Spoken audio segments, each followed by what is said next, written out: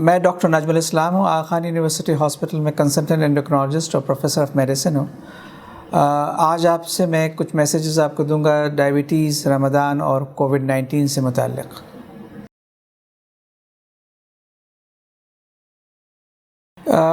جہاں تک تعلق ہے ڈائبٹیز اور کووڈ-19 سے، تو دیکھیے ڈائبٹیز کے پیشنٹس کو کووڈ-19 ہونے کے امکانات عام لوگوں کی طرح سے ہیں،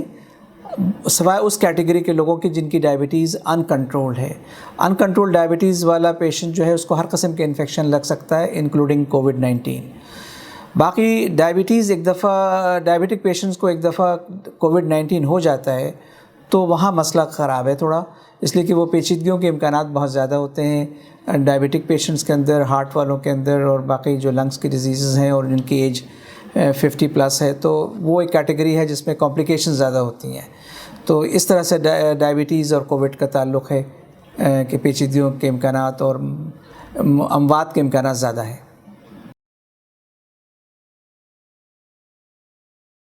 دیکھیے روزے کے دوران جو ہے ٹیسٹنگ سے تو روزہ نہیں ٹوٹتا، اس پہ علماء اکرام نے فتویٰ دیا ہوا ہے، ڈاکٹرز نے ان سے رجوع کیا اور انہوں نے بتایا کہ نہیں، اس سے روزہ نہیں ٹوٹتا، تو وہ تو کلیئر ہے۔ اور آپ چاہیں تو مزید بھی کوئی چاہے تو مزید اپنے کسی قریبی عالم سے پوچھ سکتا ہے اس کو، لیکن میرے علم کے حساب سے یہ کر سکتا ہے۔ باقی رہا انسولین لگانا دوران روزہ، یہ بھی پاسبل ہے کیونکہ علماء اکرام کے نزدیک صرف وہ انجیکشن کی اجازت نہیں ہے جس سے طاقت ملتی ہو، تو انسولین لگانے سے طاقت تو نہیں ملتی، تو لہٰذا انسولین لگایا جا سکتا ہے، لیکن انسولین لگانے کی ضرورت کم ہی پڑتی ہے دوران روزہ، اس لیے کہ اگر مریض انسولین پر ہے تو جو پرانی والی انسولین ہے جس کے اندر 20 منٹ سے آدھا گھنٹہ انتظار کرنا پڑتا، وہ البتہ افطار سے پہلے لگانی پڑتی ہے تاکہ وہ ایکٹ کرے جب آپ کھا رہے ہوں۔ باقی جو نئی انسولینس آ گئی ہیں وہ تو لگایا اور کھایا ہے، تو اس پہ تو آپ کو روزے سے پہلے لگانے کی ضرورت ہی نہیں ہے، افطار کھولتے ہی آپ نے لگایا اور پھر اپنا افطاری کر لی۔ باقی سحری میں تو کوئی ایشو نہیں ہے، سحری میں تو آپ اس وقت تو روزے سے ہیں نہیں، تو وہ 15-20 منٹ بھی آرام سے ہو سکتا ہے، اس میں کوئی مسئلے نہیں ہے۔ ہاں مسئلہ اس میں آ سکتا ہے کہ دوران روزہ لگانا ہے تو اس کی ضرورت کم پڑتی ہے، لیکن اگر آپ اس کیٹیگری آف انسولین پہ ہیں جس میں 20 منٹ آدھا گھنٹہ پہلے لگانا ہوتا ہے تو آپ لگا سکتے ہیں۔ دیکھیے جیسے میں نے انٹروڈکشن میں اپنے بتایا تھا شروع میں کہ بھئی ڈائبٹیز کے پیشنٹس جو ہے ڈائٹ کا ایک امپورٹنٹ پارٹ ہے اس کے علاج کا نا، ڈائبٹیز کے پیشنٹ میں، اب وہ رمضان میں بھی اس کو اپلائی کرنا ہے۔ اگر آپ رمضان میں بد پرہیزی کریں گے جس کے امکانات زیادہ ہیں، اس لیے کہ زیادہ چیزیں بنتی ہیں، زیادہ ورائٹیز ہوتی ہیں کھانے پینے کی چیزوں کا، تو اگر آپ نہیں اس پہ احتیاط نہیں کریں گے تو آپ کی شوگر آؤٹ آف کنٹرول چلی جائے گی، تو آؤٹ آف کنٹرول جائے گی تو آپ کے رمضان میں بھی پرابلمس ہوں گے، روزے کے دوران بھی، اور آگے جو 3 مہینے والا ٹیسٹ ہے جو آپ رمضان کے بعد کرائیں گے وہ بھی خراب ہو جائے گا۔ تو لہٰذا احتیاط بہت ضروری ہے۔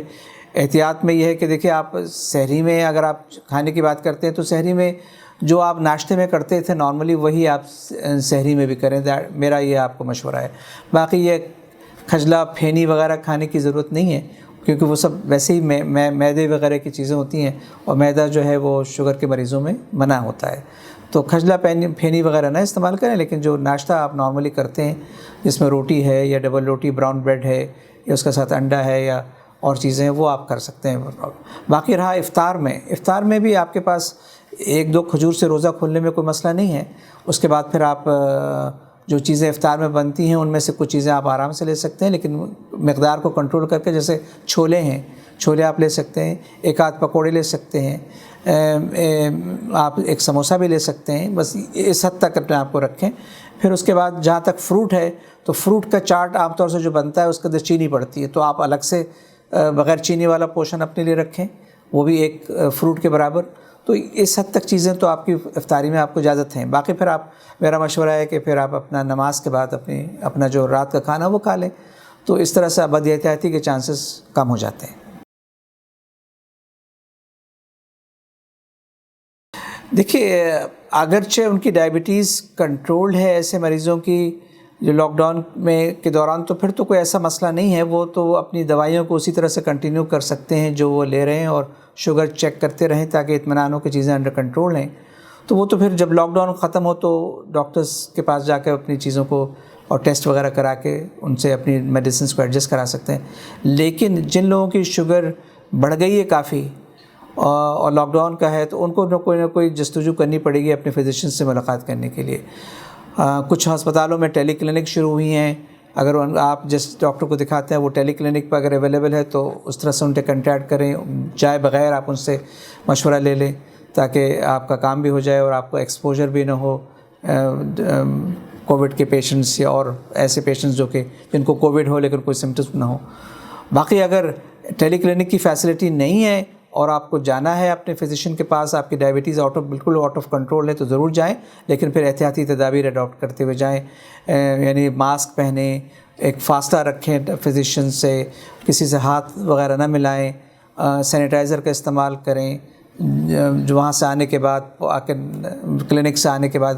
کپڑوں کو چینج کر لیں، نہا لیں، اس طرح کی چیزیں احتیاط کر لیں، تو اس طرح آپ کو کووڈ کے جو لگنے کے چانسز ہیں اس سے آپ کم سے کم اپنے آپ کو اس کے چانسز کو کم کر لیں گے۔ یہ میرا مشورہ۔ اچھا، یہ سارے میسیجز جو میں نے آپ کو بتائی ہیں، اب اس کو چونکہ اب ہم ختم کر رہے ہیں تو میسیج یہ ہے کہ بھئی اپنی ڈائبٹیز کا خیال رکھیے، روزہ بھی رکھیے اگر آپ کو آپ کے فزیشین نے الاؤ کیا ہے، لیکن جو احتیاط انہوں نے بتایا اس پہ عمل کیجیے، اور کووڈ سے بچنے کے لیے اپنا جو احتیاطی تدابیر ہیں وہ ضرور اڈاپٹ کیجیے، کیونکہ جیسے میں نے آپ کو بتایا کہ اگر کووڈ ڈائبٹک پیشنٹس کو ہو جائے تو اس کی کمپلیکیشنز بہت زیادہ ہیں۔